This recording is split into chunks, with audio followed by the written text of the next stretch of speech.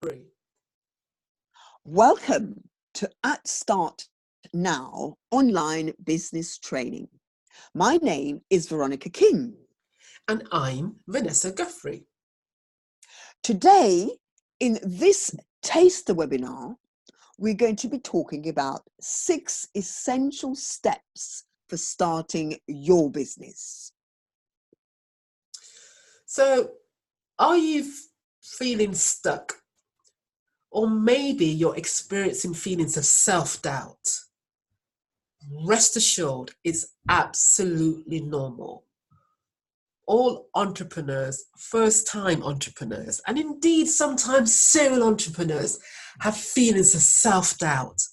It's normal. It's a normal feeling, so don't worry. Isn't that right, Veronica? That's right, we've all been there.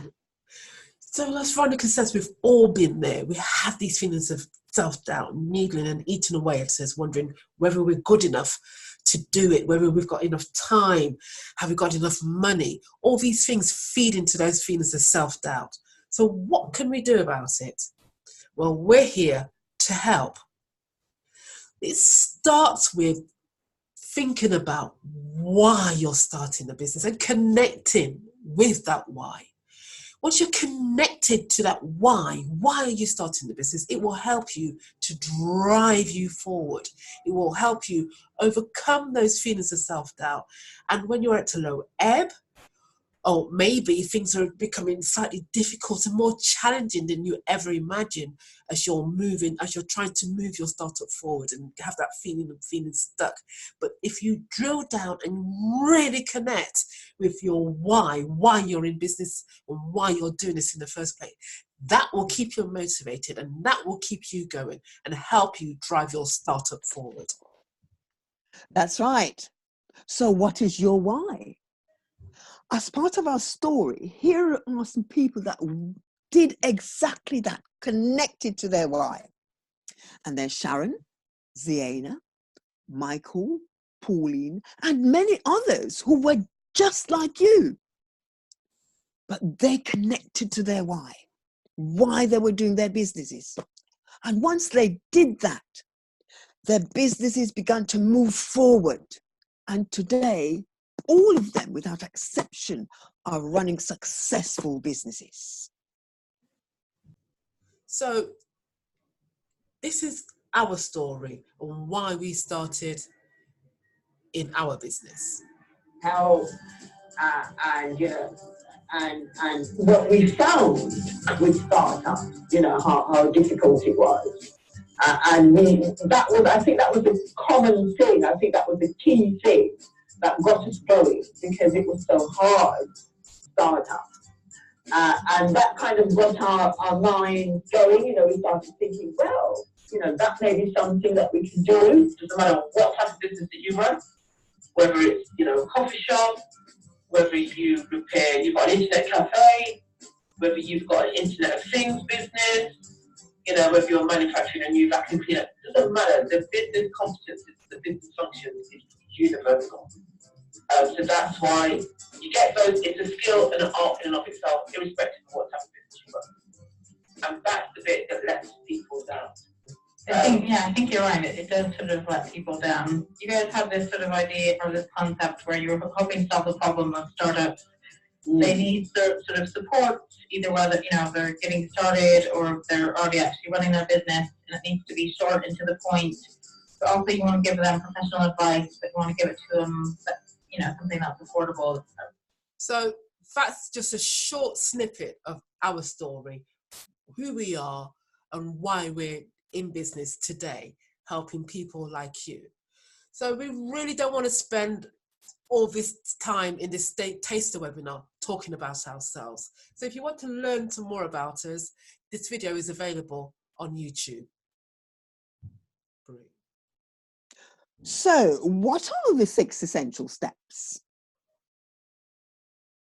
Step number 1 is about clarity. Are you thinking clearly about your business? This is the one thing that you must focus on and get it right. Because if you are clear about your business, then whoever you talk to whoever you tell about what your business is about, they will be clear too. And of course, if you're not clear, then they won't be. So this is important. Having a clear idea will project you forward on your business. So make sure that is the first thing. If you have to write it down several times, if you have to talk about it to yourself, get it clear. Get that clarity. Very important. It's about where you want to be, what your business is about. And this is the narrative that you will be telling those who ask you, well, what do you do? So this is really important, because having a clear idea will push your startup to the first stage. As Veronica says, without clarity, you have nothing. So being clear is crucial in that very first step. Can often be the most difficult step, but it's the very first step in being clear, and will help you to push your startup forward to the first stage. Right.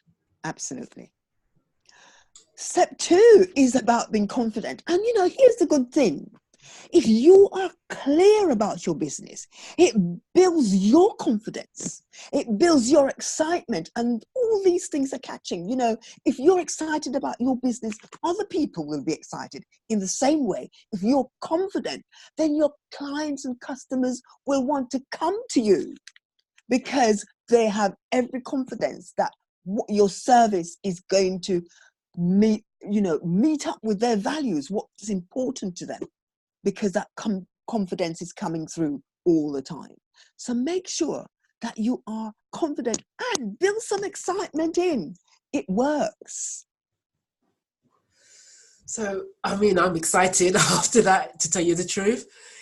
But we're moving on to step 3. So we're excited. We're all excited. We've got a really clear vision about what we want to achieve, and we're very confident that we can make this work.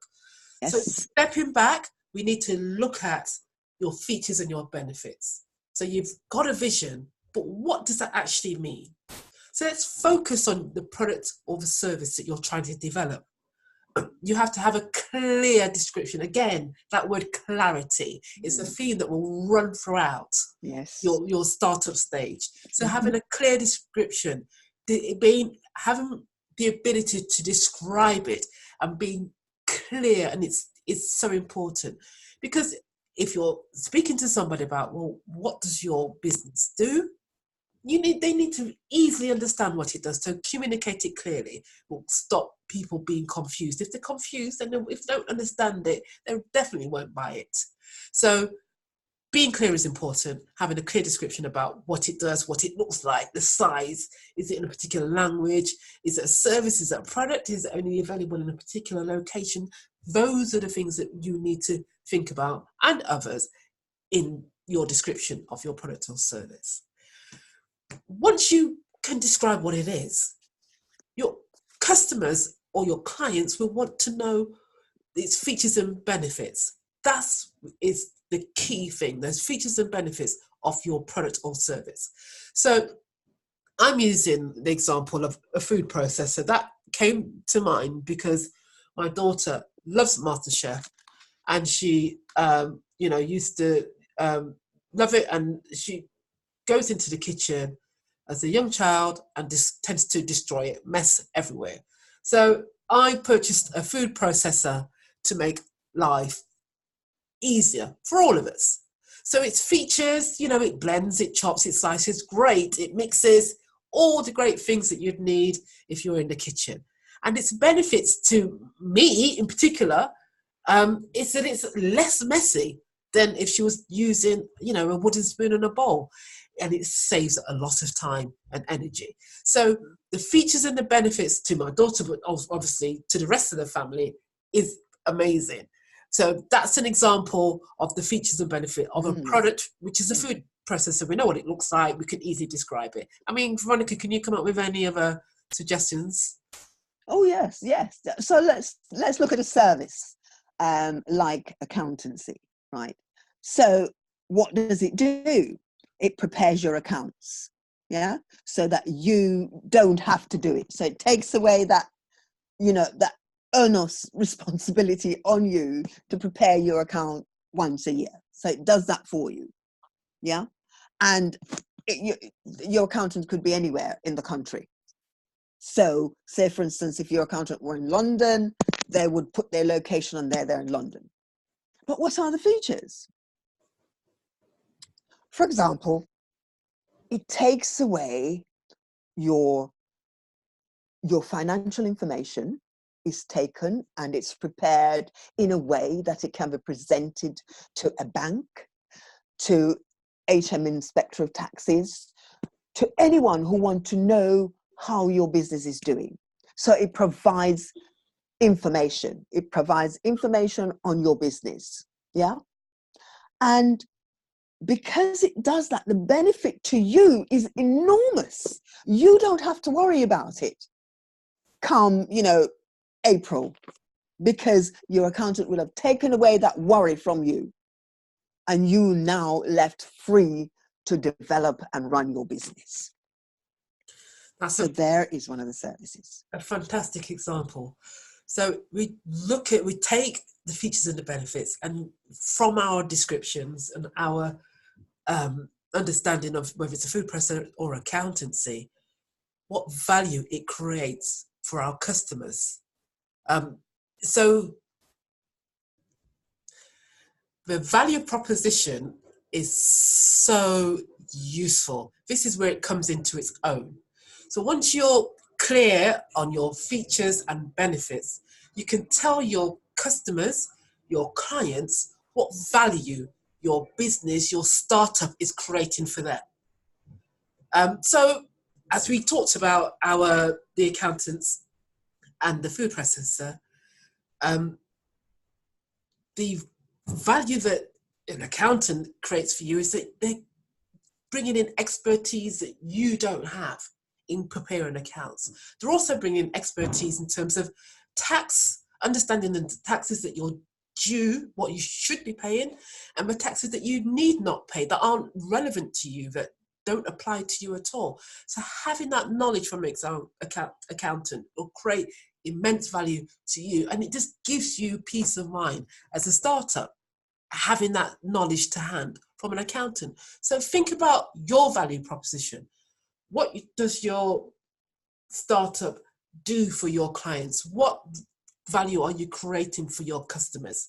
So that's the really exciting thing about the features and benefits and developing that side of it. So you've got your product or your service. You can clearly tell people what it is and what it does. You can explain to them what its features and benefits are. Amazing, and you can they really get to grips with the value that you're creating for them. That's brilliant. But the world is such a massive place, and there are lots of people starting businesses like you every day of the week, all around the world. So how do you stand out from the crowd?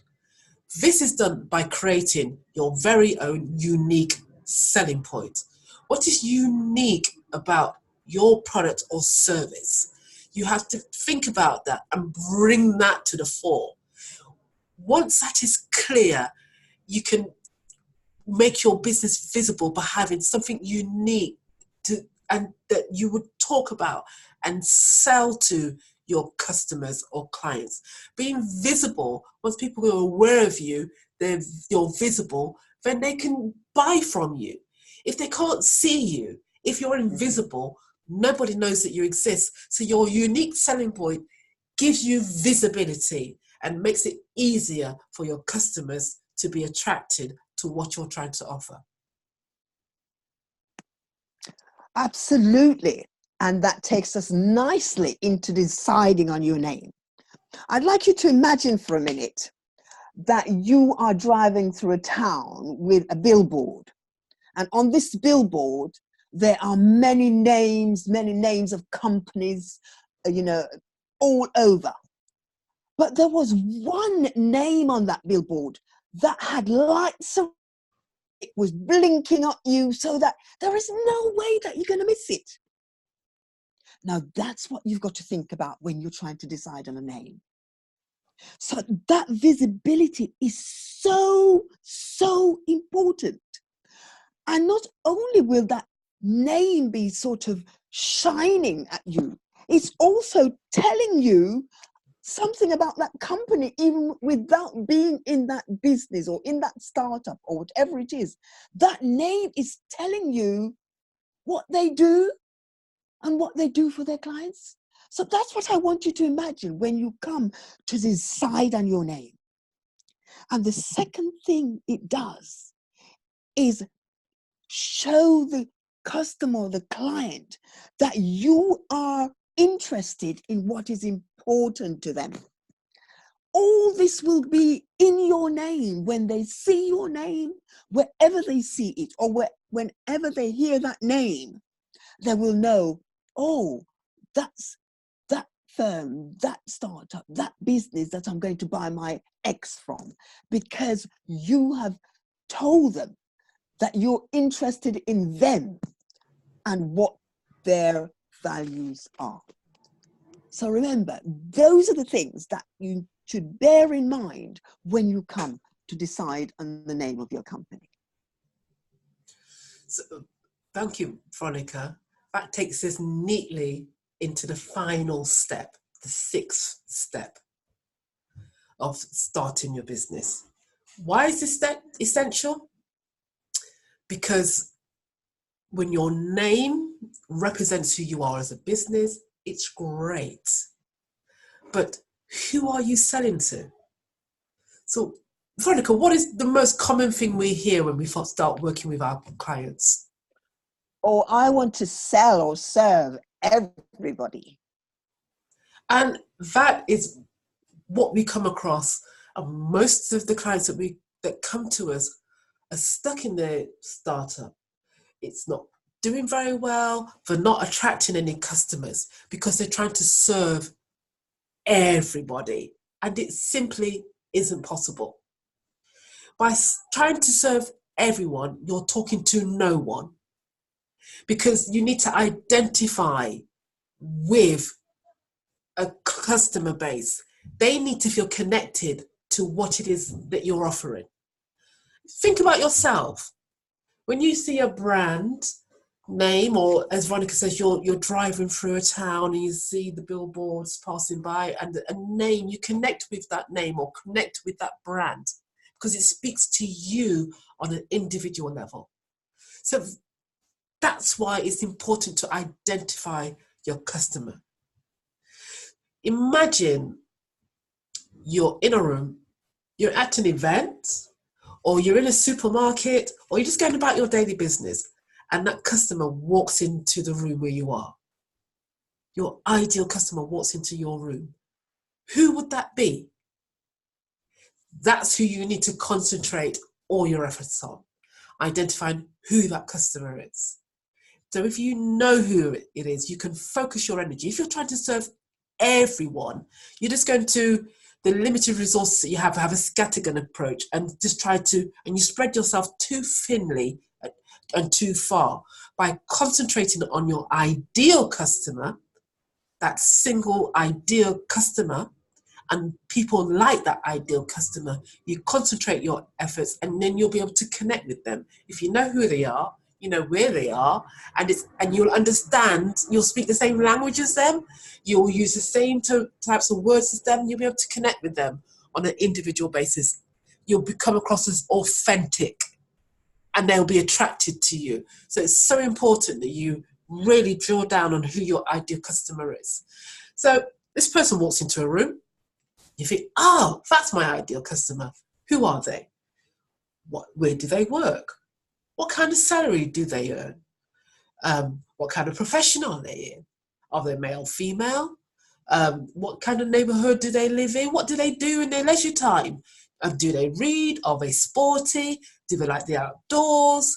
Are they quite studious? Do they love TV programs? What kind of TV and films do they watch?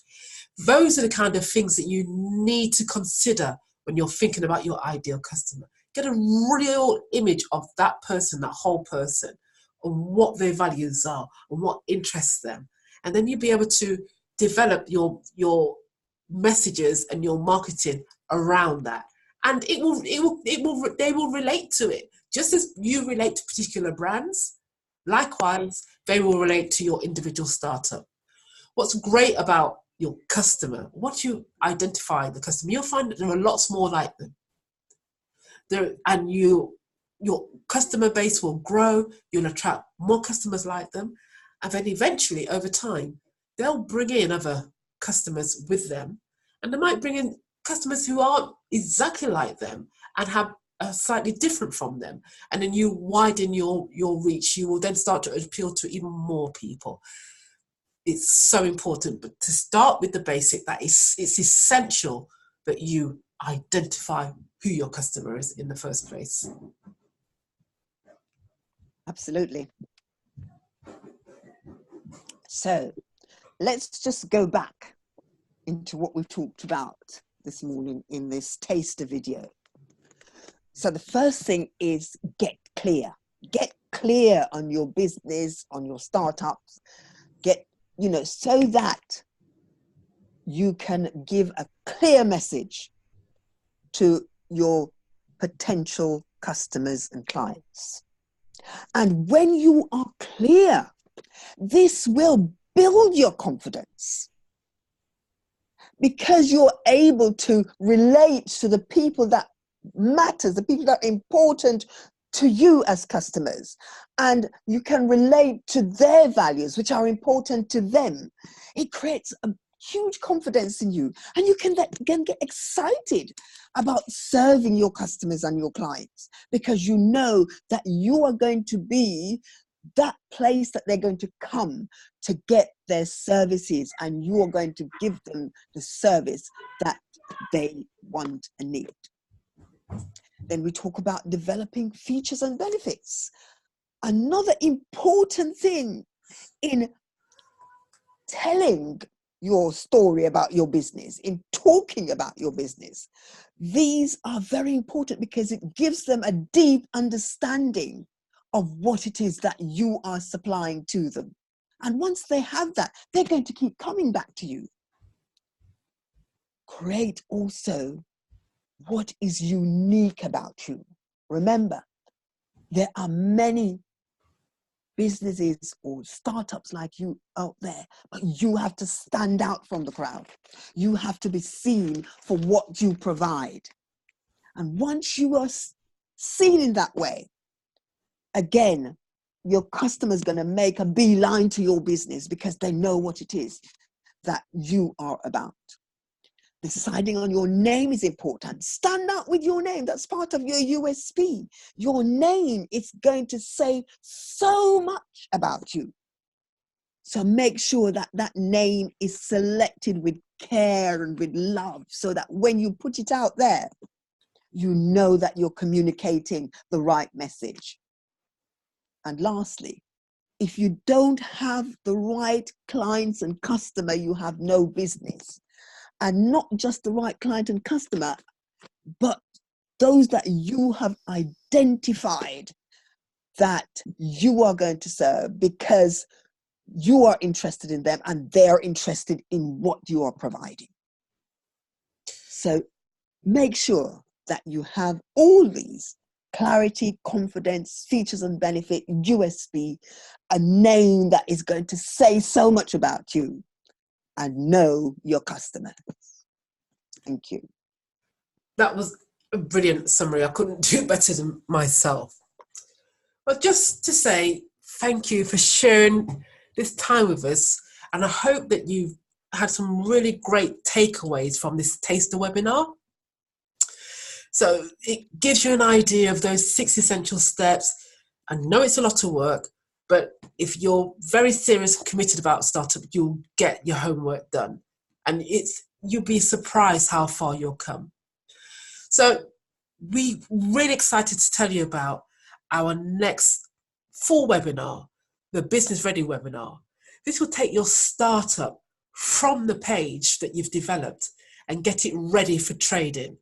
For those of you that are ready to start trading and start taking money and making an income from what you're doing, this webinar is ideal for that. So register now to get your startup from the page, to get it business ready, to start trading. So register now, and you will help you to move you on the next stage of your startup journey.